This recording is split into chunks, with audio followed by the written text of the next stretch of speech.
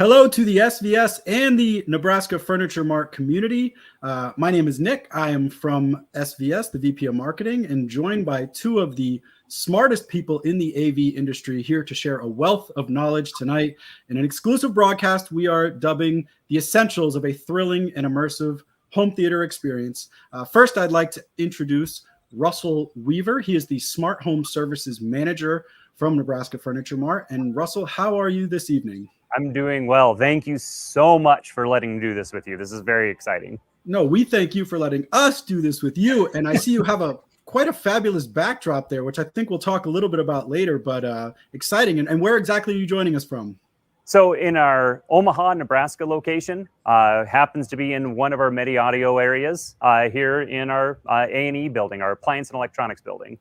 So it's like basically a big toy story for adults, or a big toy store for adults. And absolutely look forward to showing some pictures of the rest of the venue there as we move forward here. And the other gentleman joining us is somebody I know very well. His name is Larry Magoo. He is the National Training Manager for SVS. And Larry, how are you this evening? I am great, and I'm really excited to do this because I haven't seen Russell in like 18 months, and he's somebody I used to see every couple months because I go hang out in Omaha a lot. So this is cool, and it's awesome seeing some new names and faces. We can totally see your comments coming up here, so hello to everyone. Hello to everyone indeed, and I see a lot of different locations tuning in, so we appreciate the communities from both SVS and is it all right if I say NFM, or do I have to say Nebraska Furniture Mart every time? I think NFM is fantastic. Wonderful. I appreciate that, Russell. So just I'll give a quick little synopsis for what is basically going to happen tonight. We're going to walk through, like I said, all the different elements that make up a home theater, from the TV to the receiver to the speakers, and some setup tips. So we're really going to try to get through a lot in about an hour. And we are also doing a wonderful giveaway. And to be eligible for the giveaway, all you have to do is leave a comment or ask a question in the comments. We have somebody working behind the scenes who will be copying some of those questions, and we'll, towards the end of the evening, try to answer as many of them as possible in sort of a lightning round fashion. So look forward to that, and keep adding those questions because we really want to try to educate people here as much as possible. So add those comments in. And our giveaway for this evening, and I'm going to try to load up a picture here real quick so you can see it. And Larry, do you remember what it is? We are giving away an entire 5.1 speaker system. So if you have not had the chance to experience our speakers or our subs, this is a way to do it all at one time. And it is a 5-speaker system with 5 of what we call our prime satellite, which is essentially a 9-pound bookshelf. It kind of looks like that one above Russell's right shoulder there. In the middle. That's the elevation, but it's about that size. And so there it is on the screen now. So you get 5 of those satellites and the new SB1000 Pro subwoofer. So everything you need, but you just need a receiver and some wiring, and you'll be all set up, and you've got a full system ready to go. But that's not all. We actually are including our SVS SoundPath Ultra speaker cables, as well as our RCA audio interconnect. So you will have all the cables you need to connect this. You'll just need to add a receiver, and you'll have a nice 5.1 system to create the wonderful surround sound experience that we're going to talk about tonight. So it's about a $1,400 value. And like we said, all you have to do to be eligible, leave a comment there in the comment section or a question, and we'll choose the winner live, announce their name on air, and then Vince from the SVS team will reach out to you, get your information, and we'll have that shipped out here within a day or two. So that's the deal with the giveaway. Absolutely. Now, as we look to move into things, I did want to give Russell an opportunity, since you are hosting SVS here, to talk a little bit about the services offered by Nebraska Furniture Mart before we get into some of the agenda that we have for tonight. And I'm just going to flash some random pictures on screen as you talk a little bit about what you do with the smart home services, but also in general with the Nebraska Furniture Mart store you have there. Absolutely. Thank you. So Nebraska Furniture Mart is obviously a retailer that, like you said, it's an adult toy store. Come in, not that way, but an adult store that you can come in, and we got TVs and appliances, furniture, a lot of great things to furnish your home. And we have a standard retail experience, actually above average retail experience, where you can come in and see hundreds of different televisions. We have a number of all of your top rated brands everywhere, all over our area. So when you come in, we have factory trained service people. That's one thing that we're missing right now from Larry. not being able to make it out and do our in-person trainings. So we have our remote trainings. That's something that's very important to us. You're able to come in as a customer and be able to talk to somebody who's been factory trained by all of our top brands. Then specifically what I do is my area is called NFM Smart Home Services, which is an elevated retail experience that I have system designers that will sit down with the customers, blueprints in their home with a residential or a commercial situation, to where we're able to sit down and design what's going to work best for an area, be it just a theater or hanging a TV on a wall, a 70-volt audio system for a restaurant, a bar, a yoga studio, for example, microphones, as well as sound systems, wireless systems, security, and then we go all the way into control systems, HVAC control, gate control, everything that needs to be taken care of in a customer's home, anything that plugs in and interacts, we want to be a part of. And that's a big thing with Nebraska Furniture Mart, is we want to take care of anything from a customer coming in and just needing to pick up that simple thing to take home today to plug into work, or a whole situation to where we're going to be sitting down for months with a designer, with a contractor, and getting a complete AV experience throughout your entire house. And Russell, while you've been talking, I was showing that very impressive wall of TVs you have there at Nebraska Furniture Mart. And right now, I know you can't see the screen, but we have that deluxe home theater set up with, I think you have 3 projectors there. It looks like, massive. You got all sorts of good stuff. 8. I've got 8 projectors in that room right now that I can show off. We have ultra short throw projectors, basic 1080, all the way to our high-end 4K projectors. Again, every major brand we carry and are able to show, and all the stuff that we don't have the room for, because a 120-inch screen, this may surprise you, takes up a lot of space. So we do what we can, and being able to put those 8 projectors in that same room to show motorized screens, a high gain screen, ambient light rejecting screens, we're able to demonstrate that all for a customer right here in our showroom. And just to be clear, that's not unique to the Omaha store. That's an experience you can get at both the Kansas City and the Dallas locations as well. Absolutely. And no different than our Omaha location. We have our factory trained sales staff, as well as our smart home services down there. My counterparts, Adam Walls in Texas and Emily in Kansas City, they've got their staff just like I do, that are amazing. We can help people from top to bottom on any of their needs. Yeah.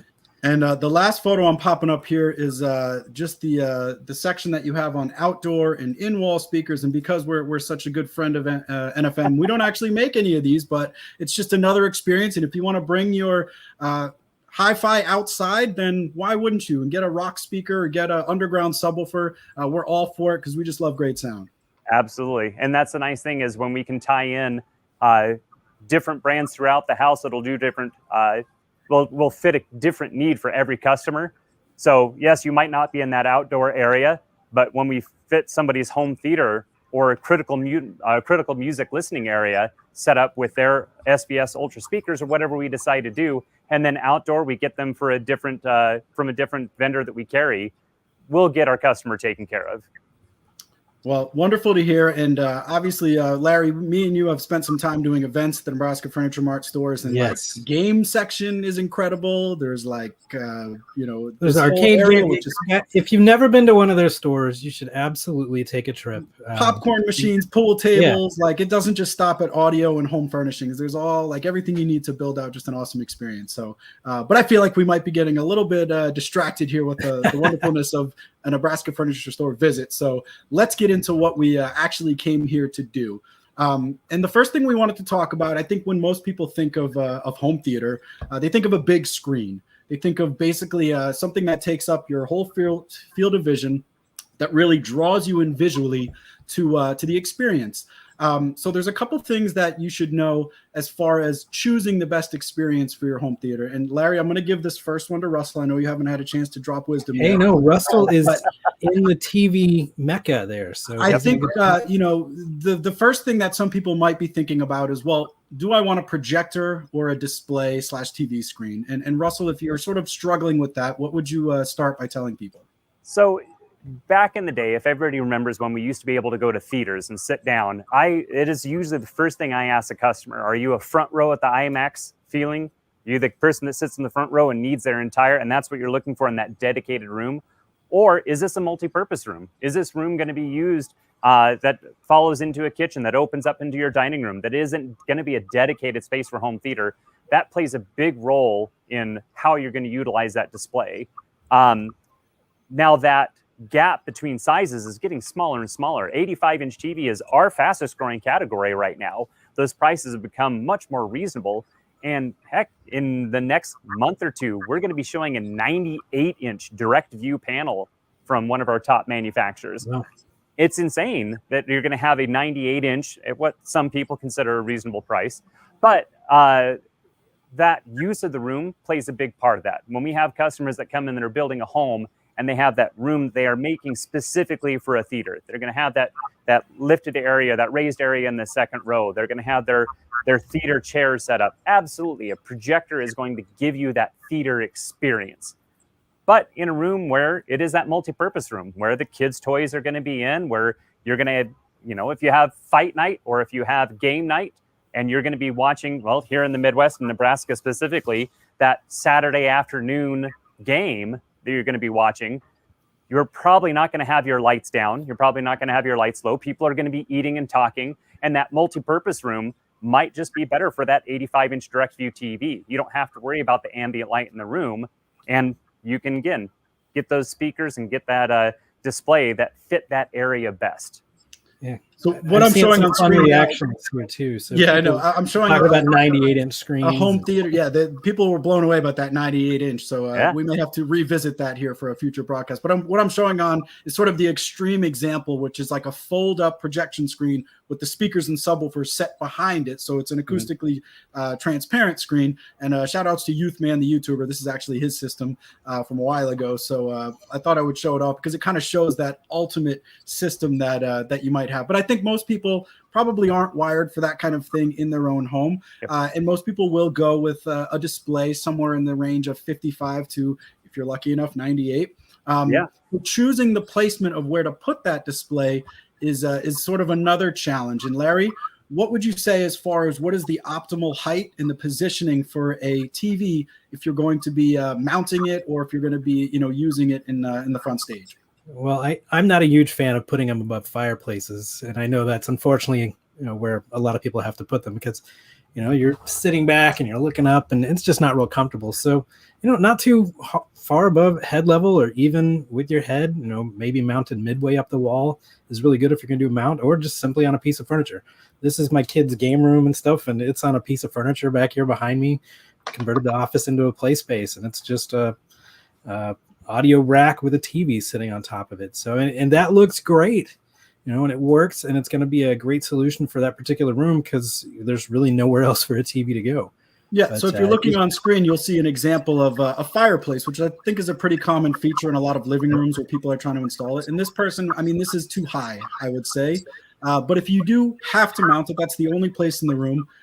What can you do to actually make the viewing angle a little bit better in terms of when you're mounting it above, say, a fireplace or some other feature in the room? And that one's for you, Larry. Yeah. Oh, sorry. Or Russell, no, you take it. Yeah, Russell, go for it. Absolutely. So the most common is a simple tilt, putting something on a tilt mount to aim it down, but you're still looking at, as Larry was saying, craning your neck to look up. A number of different products on the market. There's a company called Mantle Mount that does a really good job that has a mount that will actually pull it down in front of your fireplace to put it at a height that is more ergonomically friendly. I know when we're talking to customers, if they have the ability to put it where it is, the lower third of that TV should be at your eye level. That it gets you a straight on view. It gets you, it doesn't make you have to crane your neck. But as you were saying, there are a lot of homes that is just the logical place to put it, is to put it above that fireplace. It is a form over function situation. Yeah, somebody's saying just raise your couch. That's just get a ladder, put it on stilts, problem solved. But that company that makes that mount that will pull it down, they have a motorized version as well as a manual version for that customer that is sick of looking up at their television. A lot of great options out on the market to put it at a more reasonable height. But it is a very common situation we run into that a customer's room is oriented to that fireplace. And so when you're setting up that room furniture-wise, it just makes sense to be pointing in that direction. And for them, for the design of the room, it makes sense to put it above that fireplace. And we work around to whatever works best for our customer. Cool. And I see a buddy of ours here in the comments, Marshall, saying that the mantle mount even has a temperature sensor. They have a motorized version that if you turn on your fireplace, it will sense that. It will put it back into position, and then your mantle will redirect that heat around it, so you don't have to worry about it damaging your television. It's a fantastic product. Yeah, and I have a system pictured on screen now where the TV is probably just a hair higher than you'd like it, but it's much more in line with what you see in a typical living room. And obviously they've done a good job of sort of blending the style and the design of the living room around the system. So it shows that it can coexist. Just because you have, larger speakers and center channel and a subwoofer, it can blend fairly seamlessly with the decor elements in a room, when you have the right sort of aesthetic that you've created. So the last thing I wanted to mention about the displays before we move on is Russell, what is the typical rule when you're thinking about the size of the screen versus where your seating is in terms of distance from the screen? So way back in the day when we used to say 2.5 times the screen size, that was the old 1080i, the interpolated viewing distance. With 4K televisions, you can cut that distance in half and still get a great image. Part of that has to do with the resolution of the screen. The other half has to do with what you're actually feeding the television. So myself, where I stream most of my stuff in 4K, it works great. That media is a high resolution. It works wonderful. We have a lot of customers that are on regular cable that doesn't have a 4K content, and that TV doing that up conversion, being further away or getting a smaller size screen is going to help that out. But we usually tell customers that 8 to 10 foot for a 55-inch is a very reasonable daily driver TV. But then it comes into, where do we go into a theater experience? Are we looking for that daily driver, news in the background, have it in the living room, or is this a dedicated theater situation where we want to fill that field as vision as much as possible? So this might be an ongoing theme with tonight, but fair to say that Nebraska Furniture Mart has services to help, whether you're using a mantle mount or some other system to put your TV in place? We are always here to take your money. You can't beat that honesty, right? They offer familiar. I would say, if you've never been into one of their stores, they truly are one of the best experiences. I'm not just saying that. They're some of my favorite stores to go hang out in. And if you've never been, seriously, give yourself a few hours to go in and hang out and talk to them about TVs, or going and talk to them about receivers and speakers, which we're going to jump into here in just a second. Yeah, and just as a personal anecdote, I did mount my own television in my living room, and it is level, but there's about 20 holes in the drywall behind that, to the extent that I'm scared to touch it because I'm afraid it could just rip off the wall. So if you're not confident in your ability, trust the experts, spend a little bit more to make sure it's perfectly level and secure, because especially if you have valuables and children around there, a big TV is not something you want falling off the wall. No, not at all. So the next thing we're going to move into is the AV receiver. So you've chosen your screen, and what you're going to need to basically bring life to all of the speakers, which we'll talk about after that, is an AV receiver. And I think this is where a lot of people get intimidated. They see something like this, and Russell, just so you know, we're showing the back panel of a receiver, and you see all these connections, all these inputs, and I think some people get the sense that, like, well, what do I do with that? How do I know what to connect to what? But it's really not that confusing. So, Larry, I'm going to throw this one to you first. What are the essential elements you should look for when you first start shopping for an AV receiver? Well, first and foremost, for me, is always connectivity and how many channels of sound I can run. And we'll get into that here in a second, but thinking about how many speakers you're going to be placing and if that particular receiver can handle it. And we'll talk about what's called 5.1 and 7.1 and 5.1.2 and all those fun numbers here in a second, but also connectivity. And what I mean by that is thinking of everything you're going to be hooking up. So like in my living room, and Russell was saying too, all the streaming. So we have the streaming devices, we have the game systems, the DirecTV or your cable box or whatever. You need to make sure you have all the connections for that. Because in most systems where you run a surround receiver, you're really not going to be connecting stuff to your TV. You're going to be running most of your equipment through a surround receiver and using that as the brains or the switching mechanism as you go from watching a movie on your Blu-ray player or streaming from your Apple TV or a Roku or whatever, maybe playing video games. If you run everything through the receiver, you'll simply have one cable going out to your television and everything else wires into there. So you'll have the sound at all times for all your sources. So for me, it's what I can hook up to it. And if there's enough space for all the speakers I'm planning. And in most cases, a 5.1 or a 7.1 receiver, which is pretty much every receiver on the market today, is going to have what you need for most rooms, unless you're really stepping into more advanced or lots and lots and lots of connections. So Russell, I'm curious if you have anything to add to that. And also, somebody who just comes in as a complete neophyte to the home theater world, and they're just like, what do I look for? What kind of advice can you give to people who may be new or advanced in terms of choosing a receiver? Absolutely. So pairing the right speakers with your receiver is a big thing. Making sure that you're getting the tone that you should be getting out of the speaker you make an investment in. That's a big part of it. The other is connection to the television. Since your display is going to be what you're going to be watching, we need to make sure all those connections have the right software to be able to talk the right way to your TV. With the new TVs that are coming out with HDMI 2.1, we want to make sure that you're not buying something that is already putting you behind. We want to make sure everything lines up like it should be. So when I talk to customers, it's like anybody that has kids. You're buying shoes for a kid, you always buy that half size larger. They're going to grow into it. No different than your audio video receiver. When you're talking about connectivity, hey, this is all I do. I only do this one thing. Well, you only do that one thing now. Now that you're going to get your better speakers, you're going to get a new TV. The customer comes in with wanting an audio video receiver, and hey, I've got a 7-year-old television. You're going to get a new TV sooner rather than later. Make sure whatever we're setting you up with puts you in line where you should be for your next purchase. That's great advice. And we actually have a great question from Tom Cherry, and I'm going to throw this one to you, Larry. What are the minimal receiver specs needed to realize the benefits and features of SVS speakers, but I think any speakers in general? Like, how do you know whether it's going to have enough power for the system that you need? Well, I think for the most part, when you're looking at our Prime series, most of the receivers you find on the floor at NFM, Onkyo, Marantz, Denon, Pioneer, all these other brands and stuff that you'll find there, their entry-level piece will work fantastic with our Prime series. And as you work your way up the line, you'll get more power, you'll get more output, you'll get more connectivity, which will just add to your experience.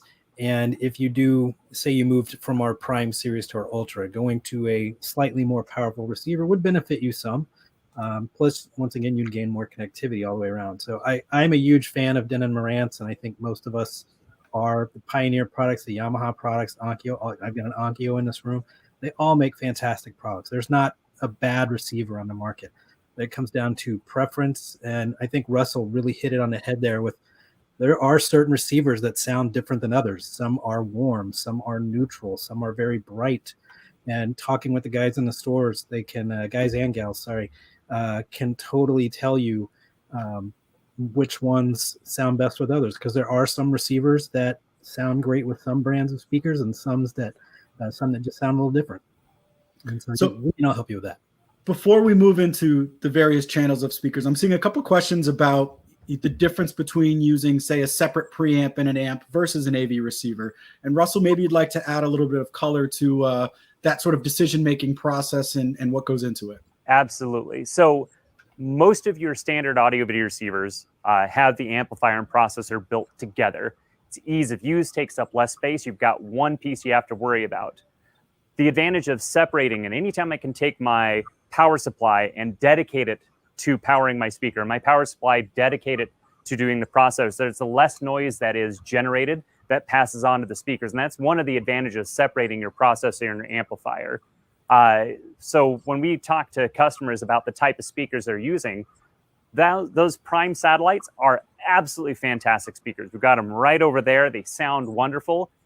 It might be a bit overkill to go monoblock amplifiers for those Primes. We will take your money either way. But what I'm saying is a standard audio video receiver paired with those speakers is a great way to go. But when we're talking about their pair of Ultra Towers, for example, the advantage you have with an Ultra Tower is, yes, they will run fine with the standard retail audio video receiver. Denon Marantz do a fantastic job.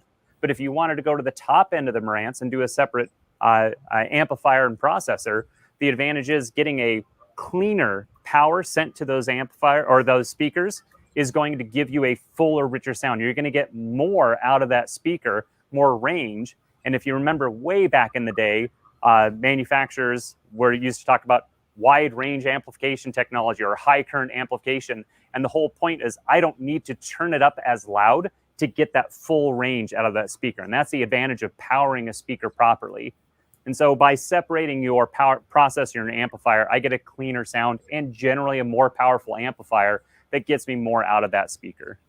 Yeah, I think that's a great point is, the way your speaker sounds with, say, an entry-level AV receiver, especially if you're talking about a speaker like the Ultra Tower, which can handle up to 300 watts per channel, is going to greatly impact the output and basically the dynamic slam and the deep bass extension and just all of those different, sound qualities that you get out of a speaker. They sort of shift once you add better power and more power to them. So just because, you may not feel in love with a speaker being powered, maybe by a lesser AV receiver or an older one, it's worth at least checking out some other options to see if you can bring new life. Because I know, we've heard from people that, are completely blown away by switching the power supply or basically the AV receiver versus separates. And, it's definitely something to look into as you move up.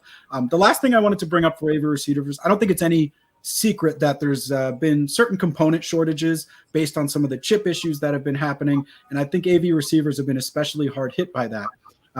One of the options that I like to suggest to people is you can start with 2-channel.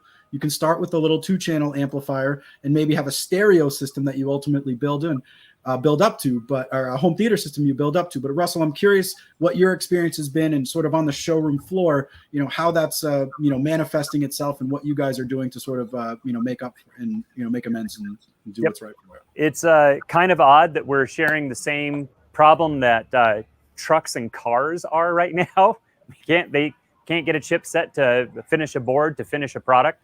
So when we have a customer come in, the fortunate thing with Nebraska Furniture Mart is our buying power. Quite truthfully, we have a lot of different brands available to us, but we're really with our buying power that we have a good chance of getting what you need in stock. Unfortunately, not 100%, but I guess fortunately everybody's in that same boat. So when we have a customer coming in, we really start off with their needs. That should be the first thing we talk about is what do you want to be using this for? The customer is listening to standard television and they're listening to a lot of music. A surround sound system might not be what you need. A standard critical music listening, sitting down for just a good stereo sound is absolutely fantastic. Getting set up with a good 2-channel receiver, anything from a basic set of bookshelves to a full range tower, we can get you set up with what you need. And then down the road saying that, hey, I can use that receiver in another room later for a pair of bookshelves, but I want to keep these towers and integrate into my theater later on. That's a nice thing. As long as your equipment's working, we can always find a use for it elsewhere in the home. Yep. And I have the SVS Prime Wireless Soundbase pictured on screen now. And what's great about some of these 2-channel integrated amplifiers is they allow you to wirelessly stream via Wi-Fi or Bluetooth. So, they can provide a music experience even without the TV connected to it, but they also have like an optical hookup and they can, provide that sort of source component that you need for a TV in a 2-channel system. But obviously if they don't, all the receivers are outside your budget, it's just a great place to start. And then it becomes a solution down the road for maybe a smaller room or a hi-fi system that you're building elsewhere. So great advice there on the AV receivers. Thank you, gentlemen. But now we're going to move into what is SVS's bread and butter, I would say, which is loudspeakers. And I think where I want to start this conversation is just basically explaining each one of the channels and what their purpose is. And then we can give some basic tips on placement and some of the other things that have to do with speaker setup. But let's start with the front, left, and right. And Russell, I'll go to you first. What are the purposes of the front, left, and right speaker in a 5.1 system? Yep. So most of what you listen to on your day-to-day television, every song that you download and stream from your phone is a stereo sound. It's a left and a right channel. I mean, the stereo sound isn't anything new by any means, but that is where the majority of what your media starts off at. And so depending on what type of speaker you're looking for, whether in wall, a bookshelf, or a tower, it's going to change what you're going to get out of that. But when you're using it in a theater setup, that's going to give you your first front stage of your surround sound experience. So that's going to give you your wide left, wide right sound out of there. And it becomes very important to, again, like you were saying with your wireless sound link, that you can start off with that stereo sound and elevate anything you're ever going to get out of your television. But then when you add that into your surround sound system, that's going to be your first sound stage setup. Yep, and I think that's typically where people start, is by choosing the front, left, and right speakers, because again, you can run it as a 2-channel stereo, as you mentioned, without having to have all the other channels. And I have a system up here, which is sort of an extreme system. But Larry, I know your view on what the most important channel within a home theater is typically what? To me, I think the most important speaker, and most people will agree, outside the subwoofer, because that's fun, is the center channel. And the center channel is where 90% of your dialogue is going to come from. Anything that's really happening on the screen, whether it's someone singing, the news broadcast, movie you're watching, someone whispering, something screaming, something along those lines. It's all coming from the center channel. It's right there behind Russell's head, and that's where your dialogue is coming from. And that's going to be the speaker that can truly make the experience better or worse. Because I know you've all been in that situation where someone's like, what did they say? And you got to rewind real quick, or someone in your family can't discern something that was said, and so you're constantly having to adjust it. So I'm sure we're going to get into this here in a minute, but there's different kinds of center channels too. There's what's called a 2-way center channel, which typically has 2 mid-range drivers and a tweeter in the middle, so it's got mids and highs is essentially what it does. And then there's a 3-way center channel speaker, which is what we do with SVS with both our Prime and Ultra. So that's what's on the screen now. And what you'll see there is 2 woofers on the outside, a mid-range on the bottom, and a tweeter on the top, if you look at the middle of the speaker.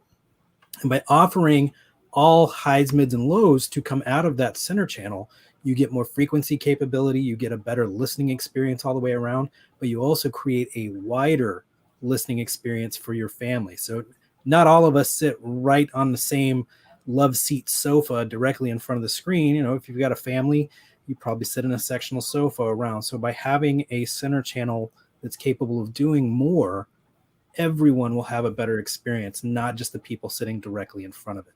And that's something I think really gets overshadowed or not really thought about when selecting speakers, is the importance of the center channel.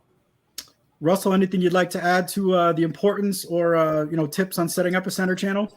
100% agree. That is your heavy lifter, and every customer that comes in that we talk to that has a hard time, just like Larry was saying, when sound effects come on or music comes on and it overpowers that dialogue, how can I separate that? How can I make it easier to hear? That's exactly what a center channel does. And so in any amplified sound out of your speakers that we're looking for, that center channel plays a vital role in that. And the first image I showed actually had 3 Ultra towers across the front stage, which is totally fine. And actually, some people prefer sort of that setup because they're matched and all the tweeters are at the same ear level, which is important when you're setting up that front stage. You want to try to get those tweeters aligned at ear level on an even plane. But the reason why most center channels are designed in more of a horizontal format is they fit better under screens or, above screens tilted down. So, it's typically going to be a better form factor to have that sort of long horizontal setup underneath the screen where, again, it doesn't take up as much floor space or any floor space, really. You can put it on a piece of furniture. You can mount it on a center channel stand.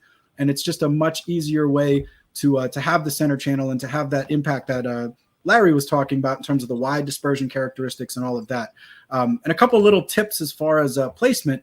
When you are putting a center channel on a piece of furniture, you always want to push it all the way to the edge, because if you have it set back, then you can actually get what's called edge diffraction, which means the sound waves are bouncing off the furniture, and it can cause some issues where you're not hearing the dialogue or basically the front channel sound as clearly as you would if it was pushed all the way forward. And as far as directing it, one of the hacks that I've heard used if you have to put it a little bit lower is they have different kinds of stands, which I think I have a picture here, that allows you to basically tilt it up. I've also seen people use like door wedges, a little bit inelegant to do it that way, but there is an option to do roll it up a newspaper and stick it up under there, just quarters. Yeah, you can actually use a laser pointer and put it on top of the center channel, and you want it pointing right at the main listening position where your ears are. And, that's a good way to find where the best placement's going to be. But let me pop up this one here so you can show you just exactly how some people like to level off their center channel. Yeah, mine in this room is awful. It's way up here above my head because that's just unfortunately the way this goofy room worked. But it's mostly 2-channel in this space. But we do have a 5.1.2, and those center channel wedges like that are great. I think that's just foam. But some other ones use furniture to do that, and so you can elevate that. Mine's kind of angled down a little bit too. But in my main listening room, it's directly under the television. And anytime you can take any speaker that's sitting on furniture and isolate it, piece of foam or isolation feet for subwoofers, anytime I can cut down on any type of resonance or transfer of resonance, it's even better for your sound anyways. That's a great piece of advice. And I think, sometimes when you have a center channel, especially if it's ported, placed inside of furniture, sometimes that can affect the bass response. So, having it open air with a little space to breathe helps. But, I think that's a great tip that you just threw out there, Russell. All right. So we covered the center channel. We covered the front, left, and right. So that leaves the surrounds. And, we can go into a couple different places as far as surrounds. But I'd like to start with, we're doing 5.1, which would make it rear surrounds. And Russell, why don't you give us a quick overview of what the purpose of those rear channel speakers is? Absolutely. So when we're looking at a basic 5.1, it's been around forever and a day. Your rear surrounds are going to have discrete audio being fed to them, which means I'm going to have a left stereo or right stereo behind me, but that's going to complete my surround sound effect. When I'm looking at a 5.1, the sound engineer looks down at a room and says, I want to be able to move a sound from the front to the back, left to the right, and corner to corner. And that's what a 5.1 system at its most basic allows a movie to do for you. Really gets you that bullets whizzing past your head, a car driving behind you to forward. That's what the surround sound experience does. An important thing for us when we're setting up a customer with a surround sound is, of course, where is it going to sit? How is it going to look in that room? Is it going to pass the wife test of, yes, I'm okay with this big speaker sitting here, or no, it needs to be in a wall or in ceiling. But this is where your receiver plays a bit into it as well, is making sure that receiver you have has the ability to make sure they all talk together, work together, and you can calibrate it. And we'll talk about the calibration later. But another important thing is what we call timbre matching, making sure your front speakers, your center channel, or your rear have the same material. Ideal situation, if I'm buying prime towers, I want prime rears. If I'm buying ultras, I want to stick with ultra to make sure that timbre matches all the way around. But those rear speakers really complete that surround sound experience. And Larry, I know there's very few people have a perfect room for speaker setup. They don't have that perfect square with the seat right in the center of the room. So placement becomes challenging sometimes with the surround speaker, especially if you're running a 7.1, and adding 2 channels. But what general advice can you give people as far as the positioning of surrounds if you're just running a straight up 5.1 system? Well, if you can get them on the wall, that obviously gets them off the floor. The other thing you got to take into account, even with front speakers, if they're bookshelves, is you need something to put them on. And I think that kind of gets forgotten about too, in that you are going to need some stands. I see people talking in the comments about filling their stands with sand to isolate it even more, or putting a filler inside it. But, down in my living room, because we don't have a fourth wall, it opens into a kitchen and a living and a dining area and stuff. My speakers are mounted on a wall aimed down towards the listening room. And here, because it's just a bedroom in the house, it's a 14 by 14, whatever it is, size bedroom. I've got my front speakers that are towers down here on the floor on either side of the TV cabinet, the center channel, and that awful space above me. And then my rear surrounds are in the corners, angled down.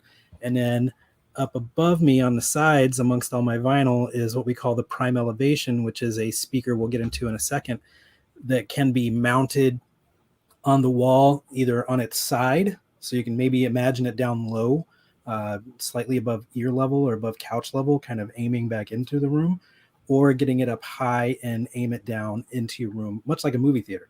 So placement comes down to, where can you put it, what size speakers you're going to use. Getting the wire there is a fun one too. So if you're not real confident in that, absolutely go talk to these guys in the NFM store, because they do phenomenal installations. After that, you get into the calibration aspect of it, which plays perfectly into not everyone has the ideal room.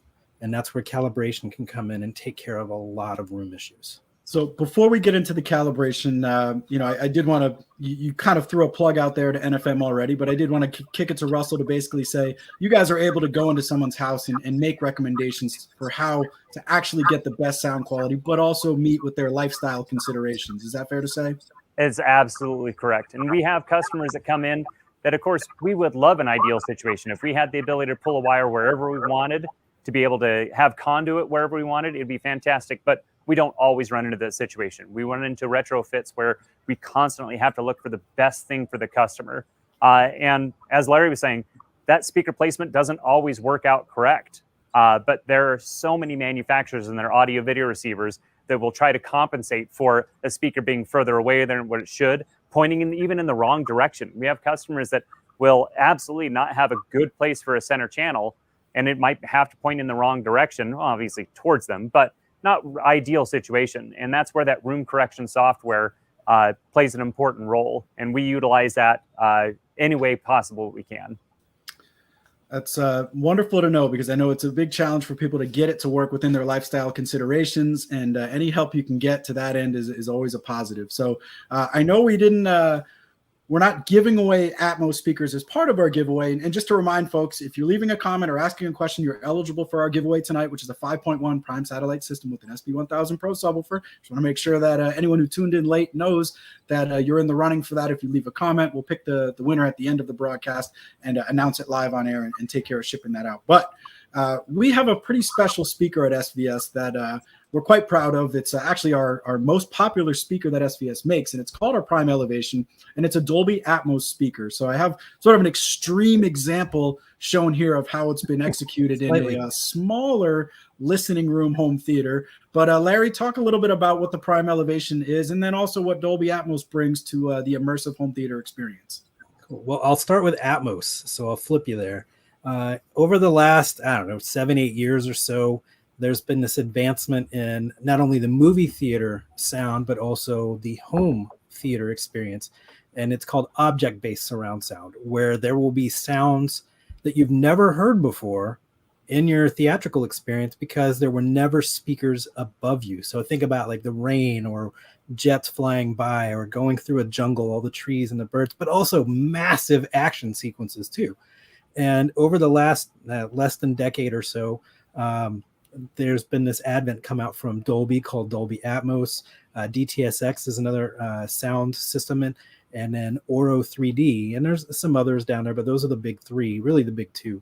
And what they do is they place sound above you. And the audio mixers, whether it's movies, and now there's some amazing music that uses Dolby Atmos too. And what it does is it puts the speakers up above you so that you have that total bubble, that experience like you're there, the live experience. So if you've seen the movie Ready Player One, it's one of our favorite movies to demo. There's a scene, there's a massive race, and part of that race, King Kong is chasing down the DeLorean in the race. And in a 5.1 system, you hear the engines, you hear all the cars, you can hear King Kong kind of like smashing on the ground through your subwoofer, but you don't get the complete experience until you add those height effects. And when you add in the height effect speakers, they're speakers that are up above you, like you see in the picture here, you get him breathing down your neck. You get the storms coming down from above you. You hear the jets and Top Gun flying by, and there's no gap in space from front to back. And there's a couple different ways you can go about doing it. There are in-ceiling speaker options, which some people do, and they're great if you're trying to go for an aesthetic and you don't want to see your speakers, but they're limited in what they can do. And then there's also what's called the toppers. And the toppers are these small speakers that sit on top of your front bookshelf or tower or piece of furniture and kind of direct sound upward and kind of create a semi-quasi effect like something's happening above you. But I want you all to think about when you go to a movie theater. And if you get a chance, I know we haven't been in a while, but I used to go to a ton of movies, and I would always go to what's called Dolby Cinema, which is a higher end experience at AMC theaters where there's 70 speakers in the auditorium and 20 of them are above your head. And if you go in and look at that and think about your movie theater experience, the speakers are not in the wall. They're not in the ceiling. They are mounted on the wall or on the ceiling, directional towards you. And that's exactly what the prime elevation is. It is a pair of speakers that go on your wall or your ceiling, like you're seeing in the image here, or like I showed you on my wall here. And it's like a 10-minute install. If you get the wire in place, I think I have the mount somewhere. Yeah. So if you're a novice and you know how to use a drill and you've hung a photo before, you can now hang a speaker. And the way this works, if I can get my mount undone here, is you have this piece here. And I know I'm small on the screen right now, but this goes on your wall. This piece here goes on the back of the speaker, and you literally just pop the speaker in there and it's done, and it's aiming down at your listening position. Yep. And that can be on the side wall, front wall, ceiling. And we get a lot of questions about what the best placement of Atmos speakers is, but that's sort of the beauty of this product, is that it can be put anywhere to accommodate what your room's constraints are. And Russell, I want to hear from you. I know Nebraska Furniture Mart has an experience where you can hear different types of Dolby Atmos as a demo, but also talk a little bit about what you need, and the receivers, like are all of them equipped with it, or is it sort of you have to search high and low? Just talk about what your services are as far as being able to experience Dolby Atmos. Absolutely. So not every room is set up for Dolby Atmos. It's just the way it is. If you don't have, we go in and we'll let you know if this is the theater experience we want. We will maximize it and get it taken care of. We will make it happen. But as far as setup is concerned, when my system designers sit with our customers and we look at that room, again, like Larry was saying, an in-ceiling speaker might be the best option for one room, but toppers or something sitting on a shelf or on your ceiling is a better way to go. We figure out what works best for that customer, and the audio video receiver, we find out how many channels you need. And that's probably the biggest disconnect for our customers when they come in looking for a receiver, is how many channels do I need? And every channel that has speaker wire is going to be a channel you need on your audio video receiver. And then of course your subwoofer is your passive output. But when we set that up for a customer, we always have that 2 levels of speakers. We have that ear level of speakers and then your heights. And that's going to give you that Atmos sound. And like Larry was saying, in that theater experience, just went and saw Shang-Chi at Alamo Drafthouse and their Dolby Atmos sound, and fantastic sound out of it. But when we have a customer that comes to us and said, hey, I just saw a Dolby movie at Alamo Drafthouse or AMC or whatever that would be, we love to get into that experience of recreating that in the customer's home. That's what that Atmos customer is I want that theater sound in my house. And we've got those products that'll be able to do that for you. We'll find the right receiver, the speaker placement where it needs to go, hide the wires wherever we can, give you the best sound to recreate that experience in your home. So I'm glad you mentioned wires, because before we move on to subwoofers, and we will move on to subwoofers, I wanted to get just a quick note from you about, Russell, about what the options are as far as concealing wires. And I'm going to pop up, I know you weren't seeing the screen before, but we had the previous system, all the wires were completely hidden. The current one I'm going to show uses conduits. So maybe talk about what you guys can do to help people create that sort of invisible audio, since I know cable clutter and wires are something that a lot of people want to avoid in their, especially their living rooms. Absolutely. So our best case scenario is a building process. If we're at the beginning of the building process and there's no drywall up, we can pull anywhere where we need to. That is an ideal situation. But a lot of customers are retrofitting into a house. So in a house, they already have drywalls already up. Some situations we can get into attic space or crawl spaces and bring stuff behind that wall, but there are many situations that we can't.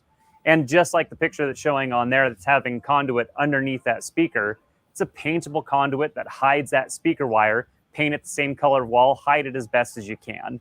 There's so many situations we're running into, especially in Omaha. We have homes that were built early 1900s and then homes that were built last week. We need to be able to fit all those situations. So when we do a site survey for a customer, when my system designer shows up at the home, they take a look at that. And we always have the conversation with the customer on what can be hidden, what can't be hidden. And we make a decision at that point if it's worthwhile. Do we put it on a stand to keep it off the wall so we don't have a piece of conduit that stand is able to house that speaker wire? Or do we need to put it up off the floor and put that conduit there if we can't hide that? All paintable, all done. And the other rule that we always say is if you're willing to do the repair, we're always willing to damage your drywall to put the speaker wire wherever you want it. Love it. Love it. And I think, the other part that, sort of goes unmentioned, but we all would love to have a wireless surround sound system that sounds as good as a wired system, but it just doesn't exist yet. You don't have battery powered surround speakers. There are solutions where you could put like a prime wireless Soundbase powering a pair of wired speakers, but you still have to have that plugged in. There's still going to be some cables. So until we get that magical sort of force field of power, wirelessly powering our surrounds, this is the best option. If you want fidelity, you want the best sound quality possible, get the conduits, hire somebody to run them through the wall, whether it's prefab or, however you can do it. But at this point, if you truly want a thrilling and immersive audio experience in your home theater, you got to find a way to include the wires and just hide them as best you can. So now that brings us to what I think SVS is most well known for, although speakers are certainly gaining popularity, and that would be the subwoofer. And for anybody who might be new to the game, Larry, why don't you just frame up quickly what a subwoofer is and why it matters in a home theater? Yeah, so I think anytime you've gone to a concert or a movie, when there's an explosion or some sort of crazy deep bass, the way you're experiencing that is through a subwoofer. And the purpose of a subwoofer is to deliver the bass that you feel, take on frequencies that the speakers cannot, and fill up a room. You can have it be boomy and annoying and over the top, like that guy driving down the street that thinks his system sounds really cool, or you can have it be really subtle and just blend with your speakers too. And either way you want to go, we can totally take care of that. But the real purpose of a subwoofer is to be more immersive, to make it more lifelike, to make it like you're part of the experience. And there's different kinds of subwoofers. We do 3 types. There's what's called a sealed subwoofer, a ported subwoofer, and then we do what's called a ported cylinder. And the sealed cabinet subwoofers will be the ones you're used to. They're a cube with a driver in it. And the purpose of it is to, with the sealed subwoofers, to be smaller and be able to be placed in more rooms, and is more refined for everything. So yeah, so that's not the best example in the world of subwoofers, but that's our biggest subwoofer and our smallest subwoofer you see on the screen. I can't think of a better example. I was going to say that's a fantastic example. So that's probably a pretty crazy example. Yeah, the one on the right you're seeing on the screen now is a brand new product from us. It's called the 3000 Micro. That is a compact sealed subwoofer that has 2 8-inch subwoofers inside it in a cabinet that is 11 inches cubed, actually a little less than that. And then the one to the left is our big behemoth. That is the Pb16 Ultra, and it's nearly 3 feet deep and a little right around 2 feet tall, and it weighs almost 200 pounds. So it's a completely different animal, and they absolutely have similar characteristics, but also very different. And that a sealed sub you can really put anywhere. And it's designed for music, movies, TV, gaming, daytime, nighttime listening, everything. One of our phrases we love to say is a sealed sub does everything well and nothing poorly. A ported sub, the real benefit going there is they will be significantly louder to a comparable sealed model and go deeper. So if you're looking at, say, an SVS ported sub and an SVS sealed sub that are in the same series, like our 3000 series, which is right in the middle of our lineup, they will perform very similarly until you are trying to get a little bit lower or a little bit louder in your output, and that the ported sub will be significantly louder output at the same volume level. And so the real benefit there is if you have an open concept living room, like most of us in Omaha and Texas and Kansas City do, because the floor plans are very similar. All the homes are open. Or if you have a large multimedia room that you're trying to get that theatrical bass experience, that's where a ported sub comes in, because it will take on the room more. But a real benefit of sealed subs is you can do multiples that are smaller as well. Yeah, and I want to stop you there, because I think, Russell, you probably get people coming in who, maybe have never even experienced a sub, or outside of that experience that you mentioned where they're, they hear this thumping bass in a car and they're sort of, well, that's annoying. What tips can you give people who may be coming in and just sort of understanding the value of it and getting them to choose the best subwoofer for either a speaker system that they already have, or if they're just starting from scratch? So again, like I said before, when we talk to our customers, it's asking those questions on what they're going to be using it for. When we're talking ported versus sealed, if a customer says, listen, I listen to a lot of music and tone is important to me. I want an accurate recreation of tone, and the sealed subwoofer has that advantage. where I have another customer that says, no, when I have a gunshot on I want to feel like I'm being hit in the chest. And that's where a ported subwoofer has that air movement that really helps us out on that. So the nice thing about the SVS lineup for us is we can go everywhere from that customer that wants to rattle their fillings loose. We can take care of you. But we have a lot of customers that placement and look is important. And that micro saves us. I had a very great couple that came in, and nice couple, and the lady of the couple just said, listen, I don't want a behemoth. I want to be able to recreate a good sound, but I absolutely do not want a third coffee table that just rattles everything. So great. That micro is a perfect example of where we can put that in elsewhere in the room. And this is probably this might veer off a little bit, but this is one thing about SVS that I thoroughly will point out to customers is the advantage of a smaller speaker, like your prime elevation, is it gives a lot of flexibility on where it sits. But the problem with the subwoofer, especially those ultras that get so big, you really do limit where it sits. And the problem with the bass sound is that there are so many spots in the room where you're going to feel it the most. And then it slides down to a trough where you're going to feel it the least. And most subs really only have an option of flipping it out of phase. So where it was low is now high. So if you're anywhere in that middle slope, it really doesn't do much for you. But SVS gives us the ability to move that bass wave around in that room. And it solves a ton of placement issues for our customers. And of course, if I'm going to sell you one, the next thing I want to do is sell you 2 or 3. Because if I'm going to give you multiple seating areas, like you said, the most common place for people to sit in there is that sectional. Well, in a theater room where we have 2, maybe 3 rows, I don't want my first row to get all of that, and my second row not to hear anything or feel anything. And so that sub placement and then that room calibration that I get, be able to move that phase shift around, gives that even bass dispersion throughout that room, which becomes so important for a lot of my customers that are building a space specifically for a theater, because they want to be able to have anybody sit in there and get a similar experience. And that's one thing, especially with those, with the digital outlet and the app that you get on an SVS sub, that you can sit in your couch, sit in your chair, and be able to tune that from that Bluetooth app and be able to get the best sound you can in that room. Well, I hope you gentlemen have a few more minutes. We're going to try to keep this to an hour. We haven't quite got to our Q&A yet or our giveaway. So we're going to grant maybe another 10, 15 minutes here to get through some of these questions. I did want to quickly, just as far as we're talking about subwoofers, mention that you said not everyone wants to get that sort of room rattle effect where, it's sort of, bumping and shaking the windows and knocking knickknacks off the wall. So there is a solution. What's that? But it is so much fun. It is fun. Some people actually that. like that. Some people want it to be a cleaner experience. Fortunately, SVS has a solution for that, and it's called our Soundpath subwoofer isolation system. I see Larry has one in his hand there. Basically, what this does is decouple your subwoofer from the room. So any of that energy that might be transferred into the floor or the walls now is sort of pushed out into the air, because these feet that you screw on, and they don't just work with SVS subwoofers. They can basically work with any brand or model of subwoofer.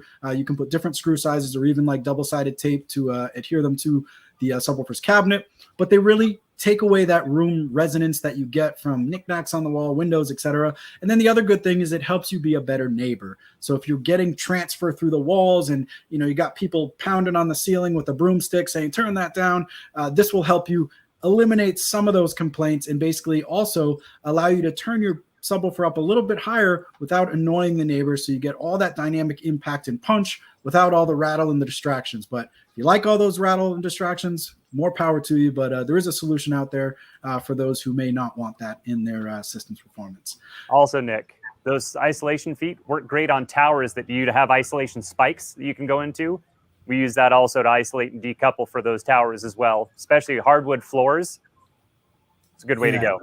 Turntables too. If you have a turntable, or now CD changers have made a massive comeback. So I'm not sure of the range we're going in here. Can you confirm that, Russell? CD changers made a massive comeback. Yeah. Wow. If people are finding them on eBay, that's fantastic. If we can get our hands on some, I know a lot of customers that would love to have a retail solution for their CD changer. Yeah. Hold one of your Laserdisc 22-year-old 200 disc right there. So I'm digging that.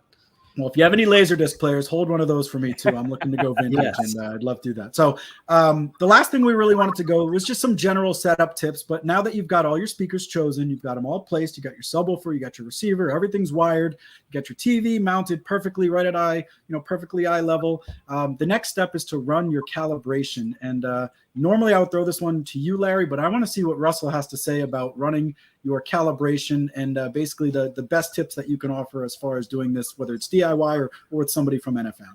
Absolutely. Step number 1, use it a month. Use it. Break your speakers in, break your television in, get all of that loose before you do any major calibration is my first recommendation. Step 2, call us, because then we'll come out and do it for you. You don't have to worry about it. But for a DIY solution, when we talk about the receiver you're purchasing, something that I always bring up is your calibration. We have a lot of manufacturers that put that calibration and build it into your receiver. It'll come with a little plastic microphone. Your basic version's just white noise that'll set up your distance and give you an even volume throughout the room. Your next step, they'll run a full range, a full audio sweep through your speaker to give you an idea of where your roll-offs are, where your reflection points in your room, and try to give you a better sound for the room that it's in. Our best versions, that software is not built in, or hardware is not even built into it. It'll actually use a program or an app you put on your computer, and it'll be a studio tuned microphone.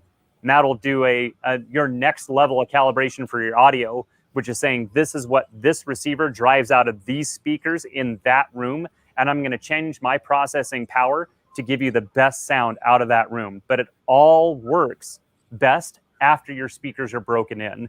So there are a lot of customers that talk about when they get a speaker and it's bright and it's too harsh when they first get it. It will mellow out. It will sound better after you get it. Because when you listen to it on a showroom floor, we have hundreds, if not thousands of hours on those speakers. And you get that fresh speaker out of there, it's tough. No different than, before I go for a run. Just kidding, I don't run. But I should stretch. I should do those things before I go out. And then the TV is the same situation. Calibrating your television does make a difference. And when you have a TV that has broken in and has worked for a while, we do run a calibration software that picks points on your television, picks points on the color scale, and tries to match it as best to an ISF calibration. But one thing that we always tell our customers is the way it should be and the way you want it don't always line up. Because we have a lot of customers that come in and they calibrate their system and they said, why did I buy a subwoofer that big if this is what the calibration is going to make it sound like? That's why it has a volume knob. Take care of it. If you want more bass in there, bass it up. Go nuts. Same with the television.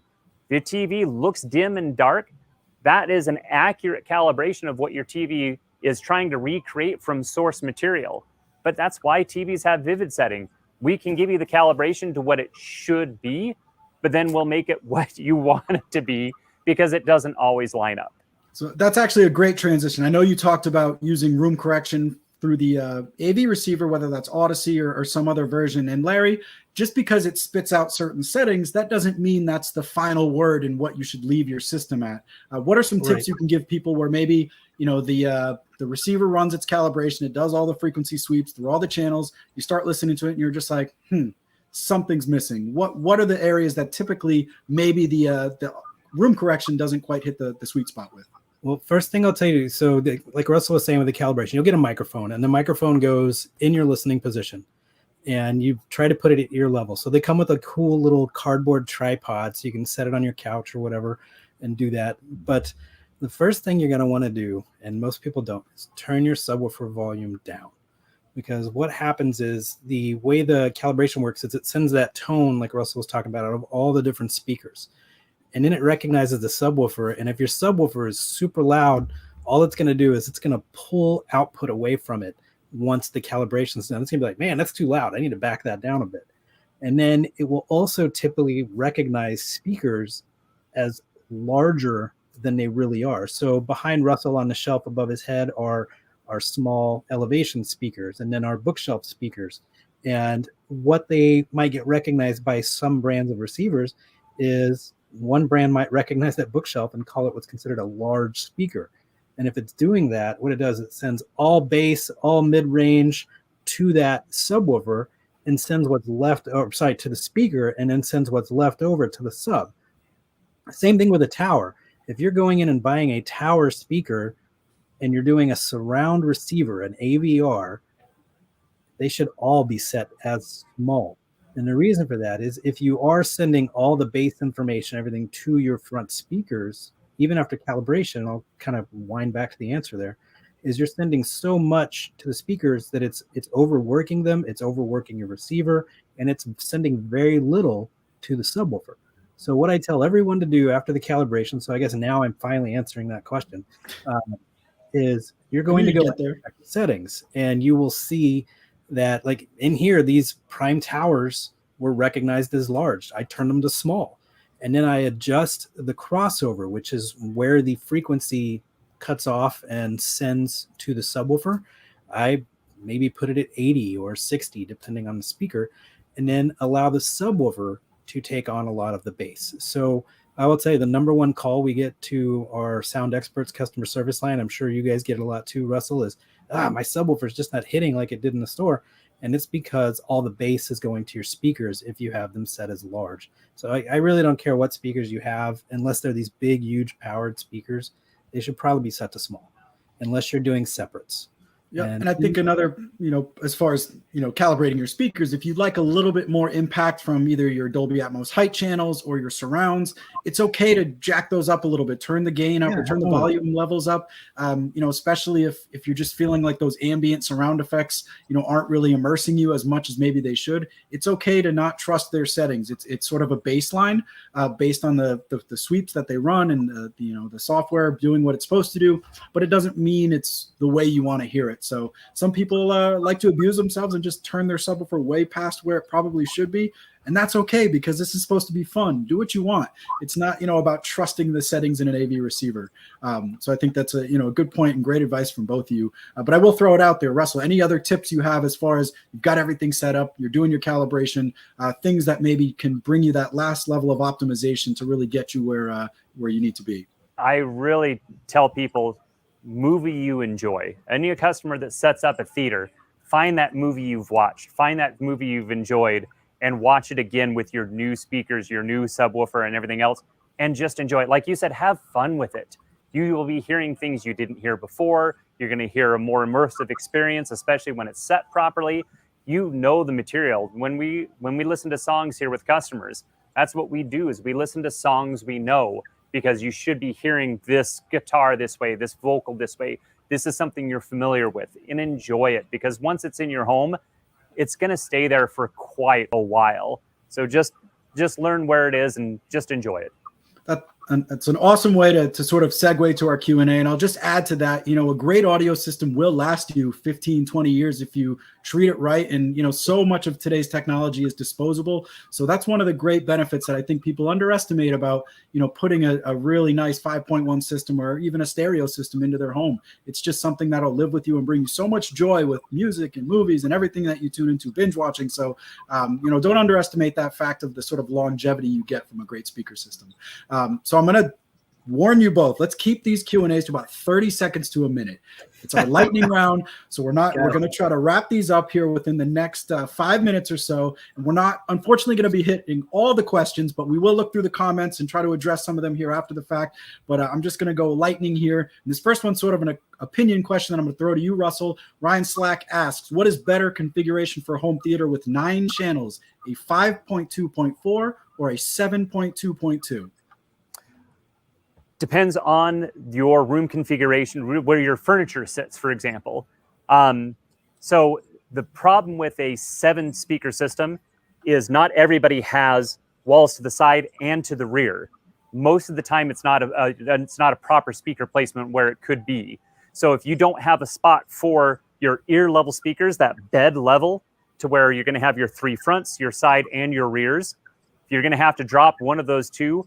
Do the 5.1.4.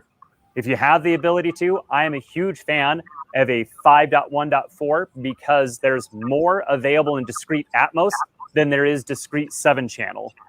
So it's very rare to have a movie that is in discrete 7-channel, but it's by far more, especially with Disney doing a lot of their streamings with an Atmos sound out of that. You have a lot more of that content available with that Atmos. So I would say if your room can do it, the 7.2.2 is fantastic, but a 5.2.4, you're by far more likely to use each discrete channel. You went 5 seconds over, but I'll forgive you because that was such good advice. I want to piggyback on that. So if you look at those numbers we're talking about, because we didn't hit on this, the first digit in that, let's say 5.1.2, the first digit is how many channels you have front and surround. The middle digit is going to be how many subwoofer channels you have. And then the last digit is how many speakers you have as height effects around you. So when you say 5.1.2, that's 5 speakers that are typically down around you, 1 subwoofer, and then 2 speakers up above you somewhere. Thank you, Larry. That's good clarification there. Now, this one's for you from Drifter. He asks, he's a new PB1000 owner. Is it better to set the volume for the subwoofer through the AV receiver or through the SVS app? Also considering he has a Yamaha subwoofer connected as well. Both subs connected to LFE sub outs on a receiver. But I think the first part of that question is the important part. Yeah, so the answer is, that's one of those depends. It's a yes to either. You can adjust it. First thing I would do is when you do your room correction and setup is turn the subwoofer down to about halfway in the app, run your automatic calibration. If you're running a Yamaha sub, that may be sealed versus a ported subwoofer. So they might be fighting each other too. But after you get it all set up, then go back in and adjust the subwoofer volume physically in the app. And then you can kind of play with if you think you need a little bit more output from the receiver. So what he's asking about is, should I bump the channel level up or down, the signal path level in the receiver or in the subwoofer? And I tend to leave my receiver channels alone once they're set, and then I adjust in the app. Good advice. This one's for you, Russell. Randy Griffin asks, he's running a 7.1, but he has to turn his Onkyo up to about 65 or 70 to really get great sound. Could the system need a preamp, or is there anything else you can do? Your Onkyo is working exactly like it's supposed to. Marantz and Denon are very similar to the volume. You have it, either is it a relative or there's the other term that I'm trying to remember what it's called right now. But going blank too. Yeah. So when you're at that 70, it doesn't mean that you're at 70% of power, that your ceiling is out. It's just that's where they put that closer to that reference point. It really isn't relative to how good your receiver is by any means. But I will say a preamp is going to make some advantages if it's feeding cleaner and more power to certain speakers. Absolutely have an advantage, but your Onkyo is working exactly like it's supposed to. So nothing's wrong with it. It's just the way that they do their volume control. Denon Marantz is a similar complaint of, hey, I have to turn it up so high. At some point, your receiver is just going to turn on and off. Don't worry about turning it down every time you turn it off and turning it up every time. You're going to have your favorite listening volume that you're just going to turn it on and off at that point. So nothing's wrong with it. Larry, 2-part question about rear surrounds. Troy Beard asks, are rear surrounds good for rooms where the couch is on the back wall? And Rudolph Dubord follows up with, if rear speakers are direct overhead, does that affect the surround sound experience? So basically, you're talking about positioning of rear speakers when you have limited options. Yeah. So, if where they go, they go. And, that's unfortunate in a lot of rooms. And that's in here, because I have a lot of crap on the walls. That's decor and all my collectibles and stuff. I went up high with my speakers so that I could have all my albums and stuff on the wall. Down in the living room, same thing. I wanted them up and out of the way. But if you've got a couch on a wall, you can absolutely, throw a pair of elevations on the sides and the corners and have them kind of aim back into the room. And that's where your receiver calibration comes into play, because it will recognize that speaker is maybe closer than the one that's, maybe you got one rear speaker that's 6 feet away from you, another one that's 15 feet away from you. And that's where the receiver calibration comes into play, and it automatically makes those adjustments. Same thing if they're up above you, you'll be able to make those adjustments too. And I think that's really the benefit of all new receivers now, is you do not have to have a perfect room. Now, if you're running a bunch of in-ceiling and in-wall speakers, they're not as forgiving as a traditional boxed or on-the-wall solution. So you do have to take that into account as well. All right, I think we got time for one or two more. So this one is for you, Russell. Kalen Maxwell asks, again, his couch is against the wall, and he has his subs at the front. The distance creates a null at about the 70 to 80 hertz range. What are the tricks he can do to solve this if he can't move the subs? So what the advantage the SVS has, like I said, you're going to, at that 70 hertz range, it might be that phase on where it's sitting in that room. But the other portion of it is where your speakers hand off, where that roll off happens in your bookshelf or in your tower. You can make that roll off overlap with where your sub picks that up. So if I'm getting that roll off at that 70 hertz from here and I'm picking it up on my sub, I might move that up to be able to pick up at a higher hertz and then change that phase. The best thing you can do with your, I'm assuming SVS sub, I'm just making a wild assumption here, is sitting in your spot with your phone. You've got all of those phase shifts, volume, crossover settings, all taken, and that room, the room correction, all taken care of through that Bluetooth app. Sit in that room, go through those settings, and make it work for your favorite seating area or your sitting area. Because with a single subwoofer in that room, again, you will have some drops, you will have some null points. But your favorite seating area, take care of that. Now, if you want multiple seating area, again, easy thing about it, 2 subs. And we're here to take your money. All right. Or 3 or 4. Or why stop there? Hey, we're huge fans of dual. And this is last one's a softball here for you, Larry, because I think it gives you a nice opportunity to plug the app. But can you adjust, Dustin Hamilton asks, can you adjust levels of the subwoofer or the receiver on the fly, like turn the bass up to show off, a really hot jam? I didn't. Really hot jam. That wasn't my word, for the record. Yeah. Or turn it down for more standard listening levels. And I think totally. This is a softball here for the SVS. Yeah. So if you've never played with our app, just get into the App Store right now, search for SVS on your phone, and you can download it. You don't even have to have one of our subwoofers there in front of you, and it's fully functional. And what the app allows you to do, we were the first brand to introduce this into the market. It kind of really changed what subwoofers do, because if you're familiar with subs, it used to be a volume adjustment on the back and a frequency knob, frequency knob, and then a phase switch, and that's really it. And now within the app, I can adjust volume in one increment, meaning I can go like 80, 81, 82. I can do phase, which Russell was talking about earlier, and normally old subwoofers were 0 or 180, and that would just flip a switch and change the sound in a room. Well, within our app, you can adjust the subwoofer. If you've got a funky placement, like was asked about on that last question, you can get into the app and you can adjust it anywhere in 1% increments or 1 degree increments from 0 to 180, and maybe fix that null that you've got happening in there. You want to adjust more volume, you do that. You want to pull up your frequency, you can do that. The thing I use the most in the app, though, is presets. So if you've got a room where you do multi-purpose listening, music, movies, TV, gaming, daytime, nighttime, whatever, you can save presets. So my living room, we have a movie preset, which is stupid loud and over the top, because I do want that shaking because my boys think it's fun. My wife, not so much. It's a whole other story. But then I have a daytime, just regular TV watching preset, which is more subdued because you don't need all that when you're watching NFL Network or the nightly news. And then I have an off preset or a nighttime preset, which shuts the subwoofer completely off. But you can do a music preset, a movie preset, a gaming preset, and you just simply tap a button in the app. So there's so much you can do in the app. So we have to wrap here. I'm seeing so many great questions still coming through. So Russell, I hate to say it, but we might have to do this again. This is the 101 level. We might have to do a 201 level. So just to wrap things up before we get to the giveaway, his name is Russell Weaver. He is the Smart Home Services Manager at the Omaha branch of the Nebraska Furniture Mart.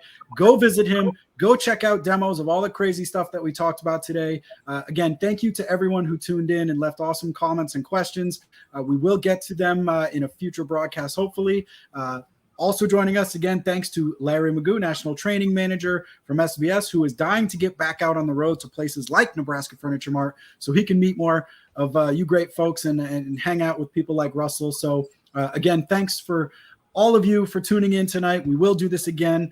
And to wrap things up, our giveaway of the SVS Prime Satellite 5.1 system with the SB1000 Pro and the cables, don't want to miss those, Eddie Sizemore. Congratulations, Eddie Sizemore. Awesome. Congrats. Our man Vince from SVS will be reaching out to you, getting your shipping information, and we will get that out to you here within the next couple of days. So again, thank you, Russell, for the wealth of knowledge. Larry, I'll see you tomorrow. I'm going to use this opportunity to quickly promote that we have an SBS audiophile happy hour. So if you didn't get enough audio and home theater banter tonight, join us tomorrow at 6 p.m. Eastern time on the SBS Facebook and YouTube channel. We'll be doing something similar to this and also talking about some of our favorite movies and other good stuff too. But again, gentlemen, you guys were awesome. Thank you so much. And we're a wrap here for tonight. Thank you, gentlemen.